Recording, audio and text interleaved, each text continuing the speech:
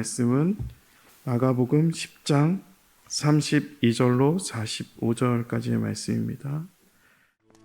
예루살렘으로 올라가는 길에 예수께서 그들 앞에 서서 가시는데 그들이 놀라고 따르는 자들은 두려워하더라. 이에 다시 12 제자를 데리시고 자기가 당할 일을 말씀하여 이르시되, 보라, 우리가 예루살렘에 올라가노니 인자가 대제사장들과 서기관들에게 넘겨짐에 그들이 죽이기로 결의하고 이방인들에게 넘겨주겠고 그들은 능욕하며 침뱉으며 채찍질하고 죽일 것이나 그는 3일 만에 살아나리라. 세베대의 아들 야고보와 요한이 주께 나와 여짜오되, 선생님이여, 무엇이든지 우리가 구하는 바를 우리에게 하여 주시기를 원하옵나이다. 너희에게 무엇을 하여 주기를 원하느냐? 주의 영광 중에서 우리를 하나는 주의 우편에 하나는 좌편에 앉게 하여 주옵소서. 너희는 너희가 구하는 것을 알지 못하는도다. 내가 마시는 잔을 너희가 마실 수 있으며 내가 받는 세례를 너희가 받을 수 있느냐? 할 수 있나이다. 너희는 내가 마시는 잔을 마시며 내가 받는 세례를 받으려니와 내 좌우편에 앉는 것은 내가 줄 것이 아니라 누구를 위하여 준비되었든지 그들이 얻을 것이니라.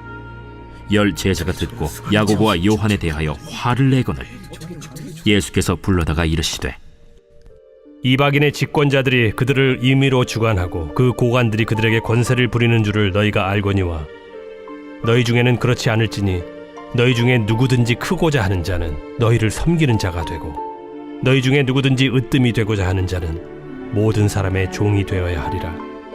인자가 온 것은 섬김을 받으려 함이 아니라 도리어 섬기려 하고 자기 목숨을 많은 사람의 대속물로 주려 함이니라.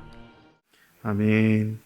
네, 오늘 말씀을 보면요, 32절하고 34절에 예수님께서 십자가에 달리실 것을 예수님의 순환에 대해서 말씀하시고 35절로 41절의 말씀이 1절까지 말씀은 이 제자들이 어리석음이 나온다는 거죠. 그래서 32절, 33절 보면요, 예루살렘으로 올라가는 길에 예수께서 그들 앞에 서서 가시는데 그들이 놀라고 따르는 자들은 두려워하더라. 이에 다시 12 제자를 데리고 자기가 당할 일을 말씀하여 이르시되, 보라, 우리가 예루살렘에 올라가노니 인자가 대제사장들과 서기관들에게 넘겨짐에 그들이 죽이기로 결의하고 이방인들에게 넘겨주겠고 라고 되어 있어요. 32절하고 33절에 여러분 반복적인 표현이 예루살렘으로 가는데, 여러분 그 길이 어떤 길이라고 나오죠? 올라가는 길이라고 나옵니다. 그러니까 예수님은 예루살렘에 올라가는 길에 자신이 종교 지도자들과, 그렇죠? 이방인들에게 죽임 당할 것과 또 사흘 만에 살아난다, 이것을 33절, 34절을 통해서 이야기하고 계시죠. 실제적으로 예루살렘에 가셔서 여러분 고난을 당하시고 십자가에 죽으십니다.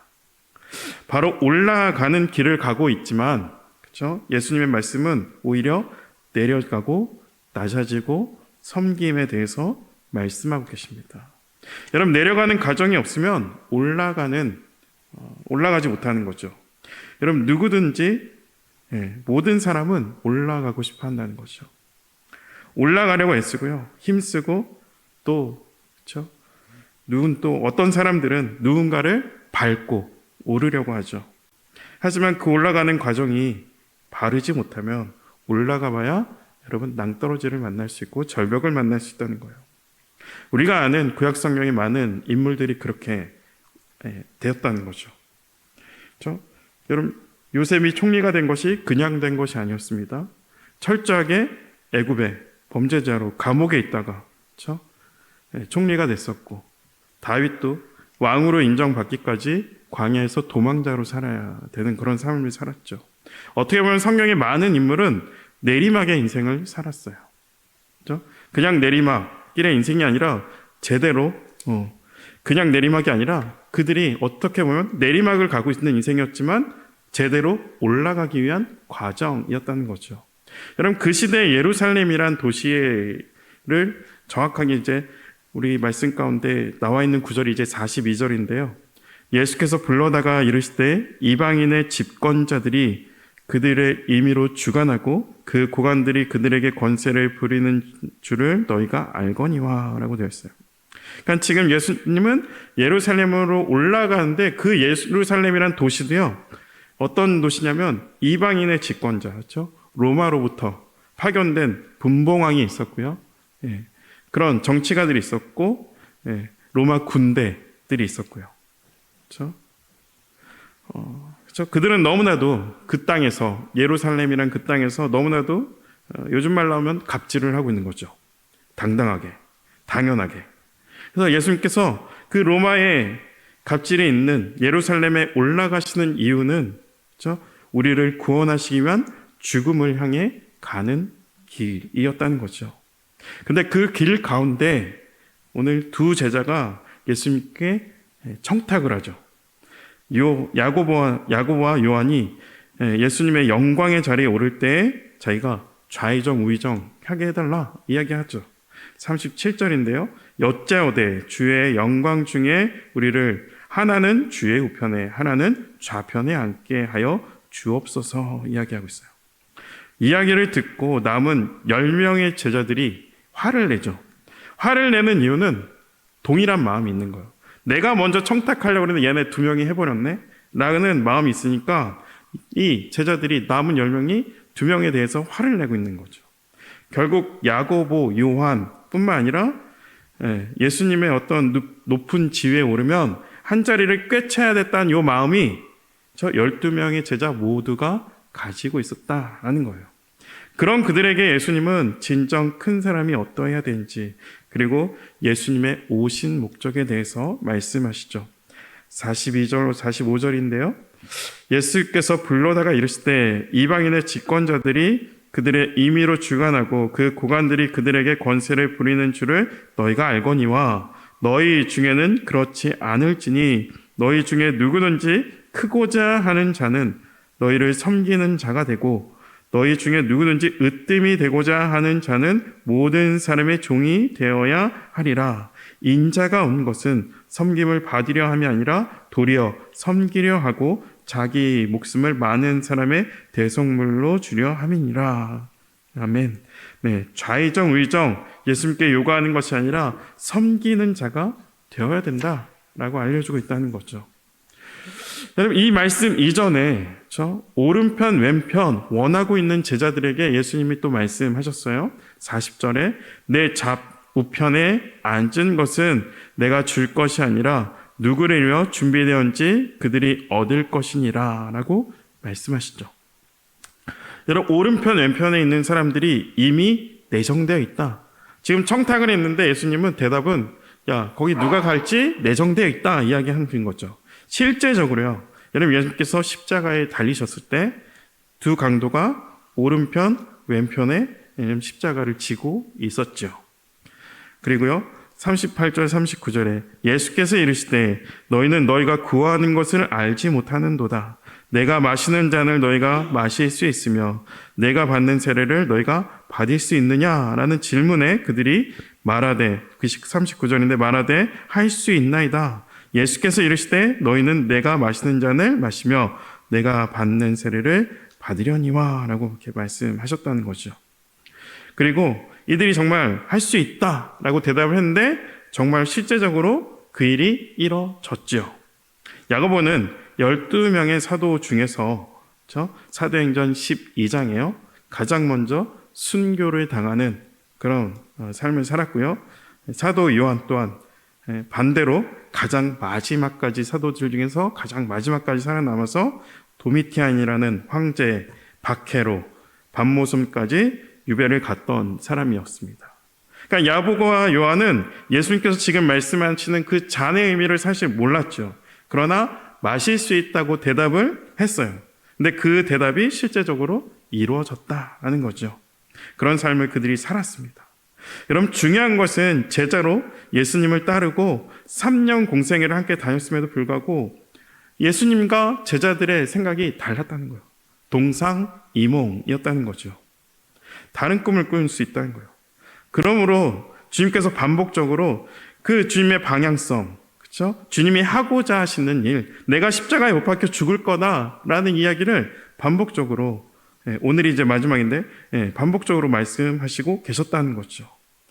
주님의 가르침은 우리가 순종할 때까지 가르치세요. 그렇죠? 주님은 우리를 포기하지 않으세요. 그러니까 야고보와 요한처럼 주님의 잔을 마시는 일을 하도록 우리를 이끌어 가신다는 거죠, 결국.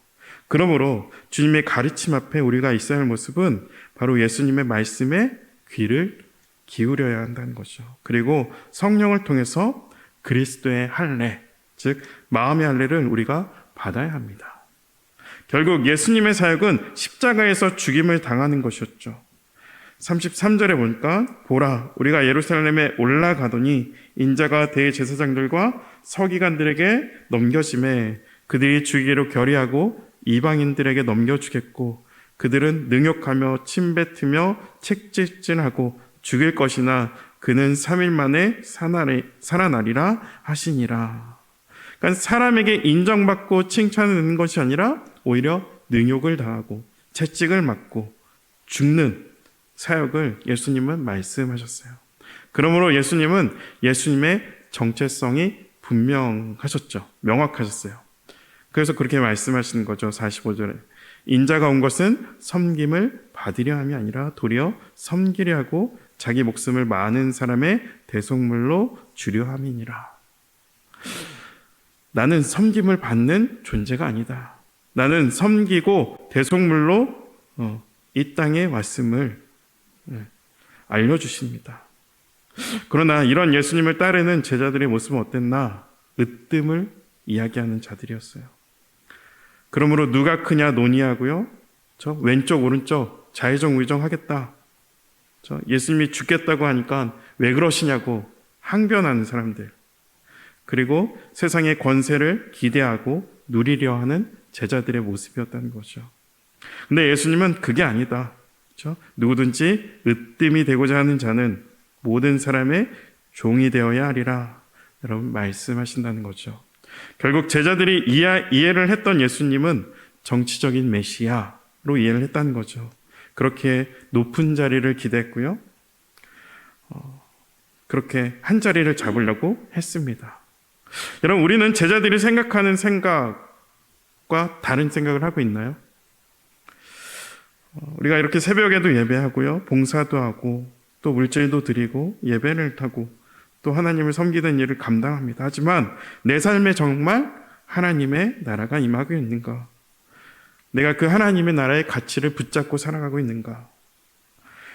예수님의 가치를 두는 것이 아닌 나도 동일한 가치로 여기고 있는가? 예수님이 바라보는 것을 내가 바라보고 있는가? 그렇죠? 내일 말씀이 결국 그 이야기거든요. 예수님의 가치가 내 가치가 되지 못하는 우리에게 바디메어라는 인물을 통해서 우리의 영안이 떠짐으로 진정한 하나님 나라의 가치를 품을 수 있다는 것을 내일 말씀 통해서 보게 돼요.